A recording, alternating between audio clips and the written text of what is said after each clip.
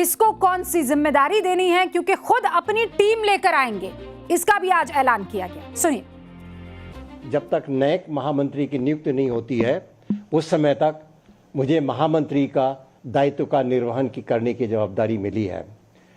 इस जवाबदारी के निर्वहन करते समय मेरी कुछ प्राथमिकताएं होंगी।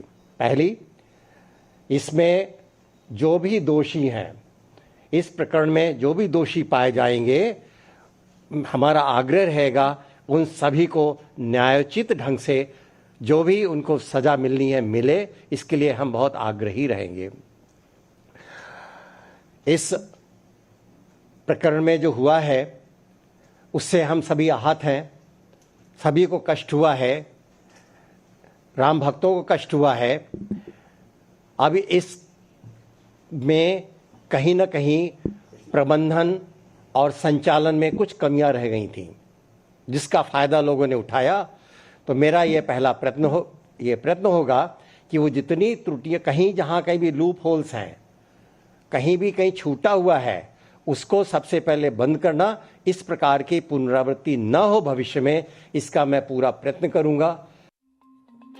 और कृष्ण मोहन जी, आपसे उम्मीद भी यही की जा रही है, अब कोई गुंजाइश नहीं है, अब कोई ऑप्शन नहीं है किसी के पास, और खासकर आपके अलावा, और आपके पास भी कोई ऑप्शन नहीं है। कृष्ण मोहन अपनी नई जिम्मेदारी के लिए अब एक नई टीम भी बनाएंगे, यानी आप लेकर आइए अपने लोग, और बहुत प्रोफेशनली अब इस पूरे के पूरे सिस्टम को संभालिए। आज ये मैसेज क्लियरली दे दिया गया ट्रस्ट की तरफ से। और इसमें उनकी सबसे बड़ी जिम्मेदारी क्या होगी, कोई बता सकता है? सबसे बड़ी जिम्मेदारी आज की तारीख में क्या होगी ट्रस्ट की या कृष्ण मोहन की? क्या होगी? विश्वास, यही शब्द है आज का। खोया हुआ विश्वास, खोए हुए भरोसे को वापस लाना। इसके लिए सबसे पहले दान के एक एक रुपए का हिसाब रखना होगा। एक कहावत है कि का वर्षा जब कृषि सुखाने, यानी फसल जब सूख जाए तो उसके बाद सिंचाई किस काम की? यानी समय बीत जाने के बाद किसी की मदद करे या कोई अच्छा प्रयास भी करे तो उसका क्या मतलब रह जाता है?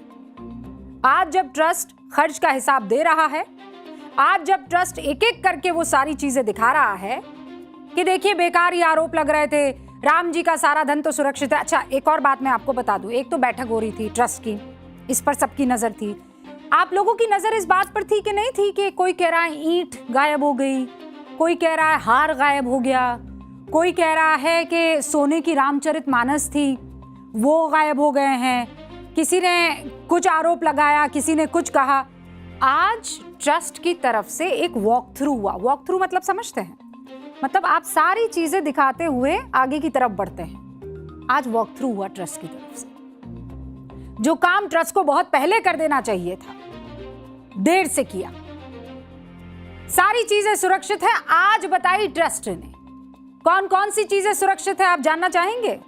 कुछ कुछ तो तस्वीरें हम दिखा ही रहे हैं, लेकिन आइए जरा मैं आपको नोटपैड के जरिए समझाती हूं और दिखाती हूं कि कौन कौन सी चीजें सुरक्षित है। आरोप क्या लगा था? क्या लगा था पहला आरोप? कि 5 करोड़ रुपए का सोना जो है वो सोने जड़ित रामचरितमानस गायब है। ये आरोप लगा था? लगा था। हाँ, कि रामचरितमानस वो भी सोने वाली, वो क्या हो गई है? चोरी होगी, गायब होगी, मतलब चुरा ली गई है। सच क्या है जानना चाहेंगे? सच ये है, ये रही वो रामचरितमानस। दिख रही है? Yes ma'am. सोने के पेज दिख रहे हैं आपको? दिख रहे हैं। ठीक है, अब नेक्स्ट बताइए भैया। काग भुशंडी जो है वो मूर्ति चोरी हो गई है। हाँ, अनीता भारद्वाज नाम की एक महिला थी। ये सॉरी भाई, देखिए आरोप क्या था कि काग भुशंडी की एक मूर्ति दी गई थी, वो मूर्ति क्या हो गई है? चोरी हो गई है। अब देखिए यहाँ कहीं काग भुशंडी आपको दिखाई दे रहे हैं? दिखाई दे रही है। कहाँ है? ये रामायण जी के पास एकदम, ये रहे काग भुशंडी। दिखाई दिए? दिखाई दिए है ना? यानी काग भुशंडी जो एक, मैं इसको इस कलर में दिख रहा है? हाँ, दिख रहा है। ये काग भुशंडी। फिर उसके बाद क्या आरोप लगा? आरोप लगा कि करोड़ों रुपए के हार और चरण पादुका ये गायब हो गए हैं। करोड़ों रुपए के हार और चरण पादुका। चलिए खोजो तो जाने, कहाँ दिख रहे हैं आपको? दिख रहे हैं? काकभूषणी के नीचे हाँ, काकभूषणी के नीचे क्या दिख रहा है? चरण चरण पादुका दिखाई दे रही है। और करोड़ों के हार जो हैं वो भी गायब हो गए, वो दिखाई दे रहे हैं आपको? ये क्या है? हार। ये वही हार है। तो एक सच आ गया सामने, 2, ये 3 और ये 4। चारों चीजें पूरी तरह से सुरक्षित हैं। और क्या हुआ था आप भी बहुत अच्छे से जानते हैं। सोशल मीडिया पर वो क्या कहते हैं, एक चीज है ना कि जब तक सच सामने आता है तब तक अफवाह जल जाता है, निकल गई, फैल गई, दुनिया के 7 चक्कर लगाकर आ जाती है। झूठ और अफवाह 7 चक्कर लगाकर आ जाती है। तो झूठ और अफवाह क्या थे वो आपके सामने है। करोड़ों रुपए का हार, पादुका, काकभूषणी, सोने की रामायण, वो सब के सब यहाँ पर आज ट्रस्ट की तरफ से बकायदा बताए गए, दिखाए गए, वॉक थ्रू करवाया गया। और ये भी आपको याद होगा, सिंधी समाज ने राम मंदिर निर्माण के लिए 200 किलो चांदी की ईंटों के गायब होने का दावा किया था। याद है कि नहीं है? याद है। हाँ, उसकी रसीद नहीं मिली, आज उसका भी जिक्र हुआ। ये कहा गया, ये रही, क्या कहा गया, क्या गायब है? 200 किलो चांदी। 200 किलो की चांदी की ईंटें गायब है। ट्रस्ट ने दावा किया कि रिकॉर्ड में सब कुछ दर्ज है। 2800 आइटम्स है। ट्रस्ट ने आज कहा कि 2800 ऐसे आइटम्स हैं जो आज भी ट्रस्ट के पास सुरक्षित है। जिस भी दानदाता को दान दी गई वस्तु को देखना है वो आकर देख ले। अब भाई ये सवाल हम मतलब खुला निमंत्रण दे दिया है। अब मैं ये पूछ रही हूं ट्रस्ट से और ट्रस्ट के तमाम पदाधिकारियों से और तमाम मेंबर्स से, प्रभु ये बात आप पहले कर देते ना। जब ये झूठ चक्कर लगा रहा था, पहला चक्कर लगा रहा था, आप 7 चक्कर लगाने के बाद जागे। जब पहला चक्कर लगा रहा था, काकभूषणी के वक्त ही अगर आप क्लियर कर देते, कोई आकर प्रेस कॉन्फ्रेंस कर देता, चरण पादुका प्रेस कॉन्फ्रेंस कर देता, तो किसी को इतना मौका नहीं मिलता ना। और मौका तो वैसे भी मिलना था क्योंकि इतनी गंभीर इस वक्त समस्या है कि जिनको सौंपा था जिम्मेदारी वही आज की तारीख में गैर जिम्मेदार निकले। यही काम अगर पहले दिन हो गया होता, पहले ही दिन देश और दुनिया को, राम भक्तों को यह बता दिया जाता कि नहीं भैया ये सब यहां पर है, किस बात का इंतजार कर रहा था ट्रस्ट? ये प्रश्न तो उठेंगे ना, और ये सवाल हम पूछेंगे। स्वर्णांकित रामचरितमानस की पोथी यहाँ पर प्रदान की गई है, वो अत्यंत आदर के साथ सुरक्षित रखी हुई आप यहाँ पर देख सकते हैं। जिन काकभूषणी जी महाराज का बार बार नाम लिया जाता है कि कहाँ है, वे यहाँ पर विराजमान हैं। जो बड़ा कंठा हार भगवान के लिए आया वह भी यहाँ पर आप देखेंगे। जिन पादुकाओं की बातें चली है, जिन पर भगवान के चरण चिन्ह अंकित है, ये पादुकाएं भी यहाँ पर है। ये सारे हमने केवल नमूने के रूप में जो वस्तुएं चर्चा में आई उन्हीं को यहाँ पर लाया है। ऐसी सारी 2800 वस्तुओं का पूरा संग्रह हम लोगों के पास सुरक्षित है। इसलिए किसी प्रकार के बवाल को निर्माण करने की आवश्यकता नहीं। अब 30 सेकंड लगे महाराज जी आपको ये सारी बात कहने में, और आपने इंतजार करवाया 300 घंटों से ज्यादा।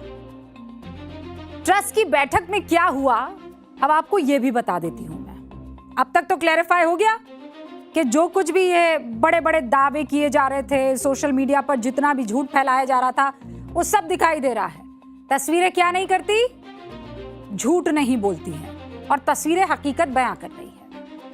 कोषाध्यक्ष गोविंद देव गिरी ने कहा कि बहुत बड़ी गलती हो गई। कहा मीटिंग में कहा, और इससे पहले भी वो मीडिया कर्मियों से कह रहे थे कि बहुत बड़ी गलती हो गई। कुछ जगह पर खामियां थी जिन पर उस वक्त ध्यान नहीं दिया गया, यानी ट्रस्ट अपनी गलती मान रहा है।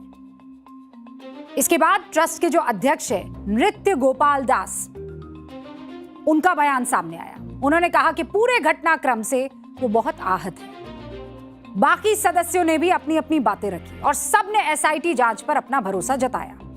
ध्यान रहे, इस मीटिंग में चंपत राय और अनिल मिश्रा दोनों मौजूद नहीं थे। बैठक में सभी सदस्यों के विचार सामने आने के बाद गोविंद गिरी जी ने इस्तीफे का प्रस्ताव रखा। और आपको एक बात जाननी चाहिए, ये जब सब सारे फैसले हो गए और जब गोविंद गिरी जी बाहर आए और मीडिया कर्मियों के सामने अपनी बात रखने लगे, तो उन्होंने एक और दिलचस्प बात कही। जानना चाहेंगे क्या थी वो दिलचस्प बात? उन्होंने कहा कि जब कोई ट्रस्ट के पद से इस्तीफा दे देता है या सदस्यता से इस्तीफा दे देता है, तो हमारे पास कोई ऑप्शन नहीं, हमें उसे स्वीकार करना पड़ता है कि नहीं? है दिलचस्प। अरे भैया, स्वीकार करना पड़ता है तो ये तो फैसला चंपत राय और अनिल मिश्रा ने बहुत पहले ले लिया था कि हम इस्तीफा देते हैं। तो फिर किस बात का इंतजार हो रहा था? फिर क्यों सोच रहे थे ये सब, और क्या सोच रहे थे? ज्यादातर सदस्यों ने ये कहा कि जो हुआ उसमें हम सभी आहत है। इसी के साथ श्री राम जन्मभूमि तीर्थ क्षेत्र ट्रस्ट की बैठक समाप्त हुई कि चंपत राय का त्यागपत्र स्वीकार करते हैं और अब नया ट्रस्ट सामने आएगा, जिसका सबसे बड़ा दायित्व यह होगा कि राम भक्तों का जो खोया हुआ विश्वास है ट्रस्ट में, उसे बहाल किया जाए। गोविंद गिरी जी आज जब चंपत राय के बारे में अपने विचार रख रहे थे तो बहुत से लोग सुनकर हैरान हुए, क्योंकि उन्होंने कहा कि चंपत राय का इस्तीफा उसी दिन स्वीकार हो गया था जिस दिन उन्होंने इस्तीफा सौंपा। सुनिए।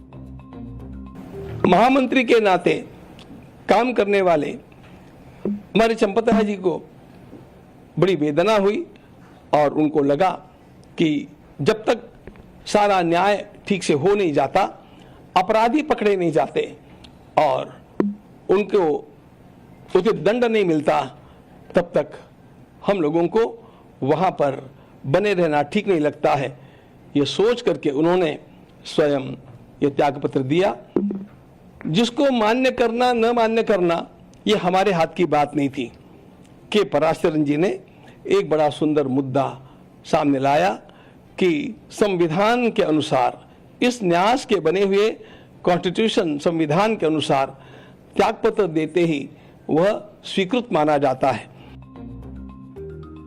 अब इस्तीफा दिया था चंपत राय ने, कोई बता सकता है कौन सी तारीख को? तारीख थी 26 जून। तो 26 जून से आज क्या तारीख है भाई? 6। तो 10 दिन हो गए। तो 26 जून से 6 जून तक वही तो सवाल है कि आप किस बात का इंतजार कर रहे थे?